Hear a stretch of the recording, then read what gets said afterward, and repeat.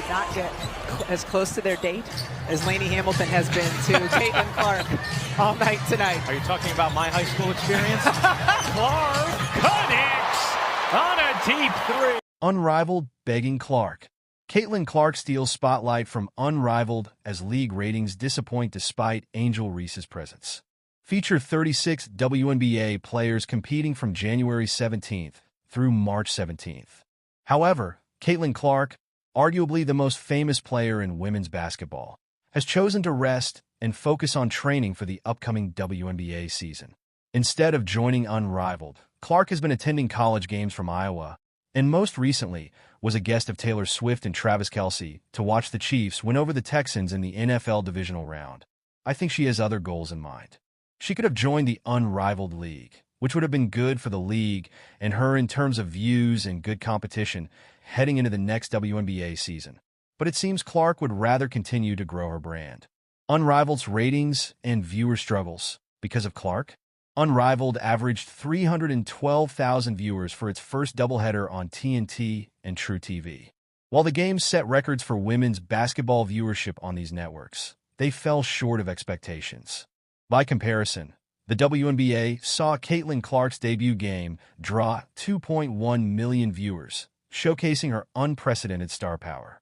Even the WNBA's regular season games in 2023 averaged over 300,000 viewers without Clark, suggesting that Unrivaled's debut numbers, while respectable, may not hold up to long-term scrutiny.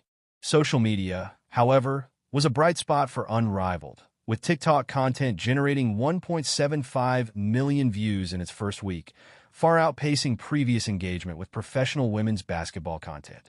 Despite the competitive lineup and unique 3v3 format, analysts believe the lack of a player like Clark limits the league's appeal. Angel Reese, another high-profile star participating in Unrivaled, has not been able to replicate the massive ratings boost that Clark routinely provides.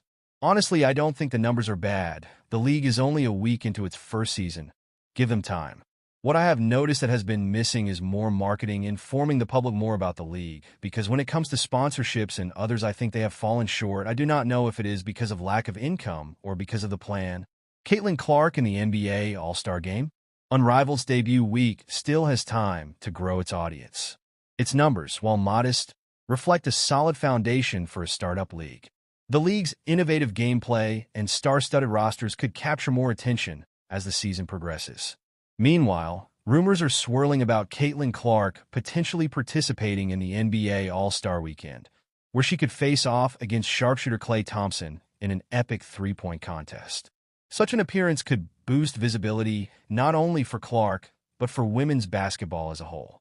Let's not forget that last season's NBA All-Star Game featured Sabrina Ionescu, who competed against the best shooter in history, Stephen Curry, who came out on top.